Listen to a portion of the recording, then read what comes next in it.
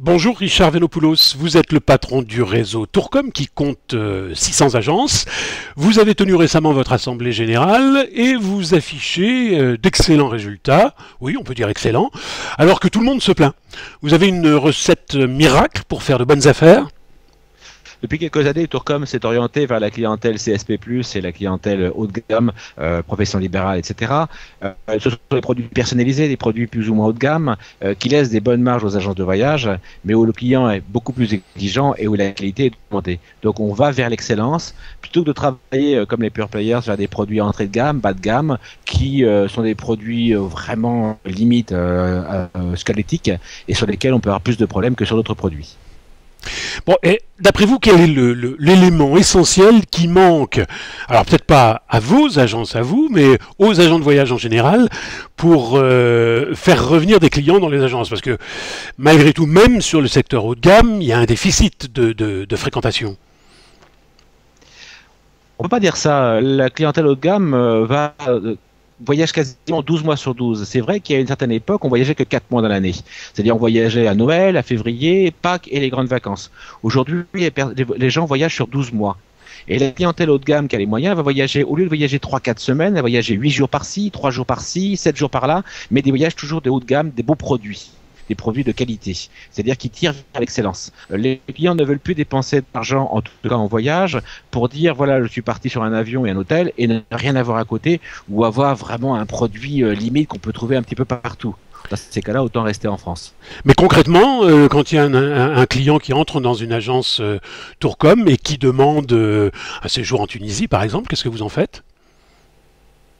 Ah bah s'il demande un voyage en Tunisie, on va lui vendre, il n'y a pas de problème. Maintenant, on va peut-être lui dire, attendez, si vous prenez ce produit à 200 euros, moi je vous le déconseille parce que vous risquez d'avoir tel souci. Par contre, si vous voyagez avec ce 300-400 euros, je peux vous proposer d'autres prestations et également des prestations avec une location de voiture, une prestation qui peut aller faire un petit tour en montgolfière.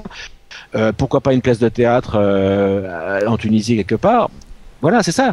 Le client est exigeant aujourd'hui parce qu'il est habitué à consulter sur Internet, donc il connaît parfaitement ce qu'il désire. Et si un client est mélomane, on peut lui vendre des places de théâtre ou des places d'opéra à Sydney. S'il veut un hélicoptère à Bangkok, on peut lui réserver à Bangkok. On peut tout faire. Alors qu'à une certaine époque, et c'est là le gros problème des tours opérateurs, c'est que le tour opérateur est bloqué par ses stocks à 4 semaines du départ, alors que le client aujourd'hui à 2 jours du départ, il vous demande un produit et il faut pouvoir lui vendre. Alors depuis des années, j'allais même dire depuis toujours, j'entends râler et dire la distribution coûte trop cher en France, les réseaux se font de l'argent sur le dos des producteurs. Qu'est-ce que vous répondez à ceux qui disent ça?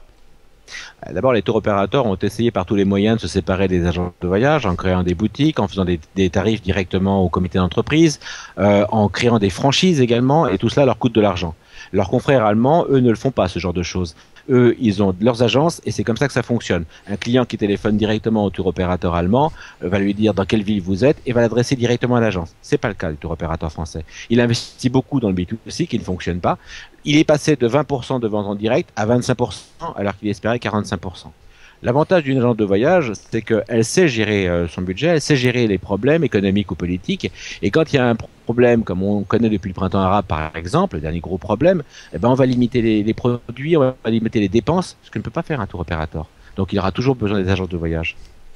Et ceux qui sont au bord du gouffre, parce que certains producteurs sont au bord du gouffre, ils parlent de changements radicaux dans les méthodes de fonctionnement et dans les relations avec le réseau de distribution. C'est une question de survie, disent-ils. Vous êtes prêts à les écouter? Déjà, avant de moyens radicaux, il faudra déjà qu'ils regardent moins ce que fait le voisin. Si le voisin fait une chose, ils vont faire la même chose. Si le voisin ne le fait pas, ils ne le feront pas. Donc déjà, il n'y a pas de personnalisation dans leurs produits.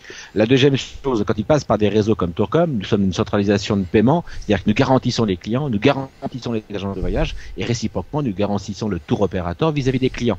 Donc aujourd'hui, un tour opérateur qui veut se passer d'un réseau comme Tourcom, il ne pourra pas survivre. Bon, donc l'objectif du réseau, c'est de rassembler de plus en plus de tours opérateurs performants, ou alors c'est de rester dans une sélection efficace? Ah, nous restons, que ce soit pour les agences de voyage du réseau, que ce soit pour les tours opérateurs ou des produits sur mesure réceptifs, tous les produits sont triés sur le volet, c'est-à-dire sur un plan éthique et sur un plan financier. Ils sont suivis par des organismes financiers, et si le tour opérateur ne correspond pas à la demande, ou s'il n'est pas sain financièrement, on ne le garde pas, ou on ne le prend pas. Un dernier mot, Richard, pour évoquer le début de polémique créée par un confrère. Vous avez un commentaire à faire? C'est la polémique de caniveau, et de toute façon, il y aura des poursuites, donc je pense qu'il fera mieux maintenant de faire attention à ce qu'il va faire. Merci, à bientôt Richard Venopoulos. Bonne soirée, au revoir.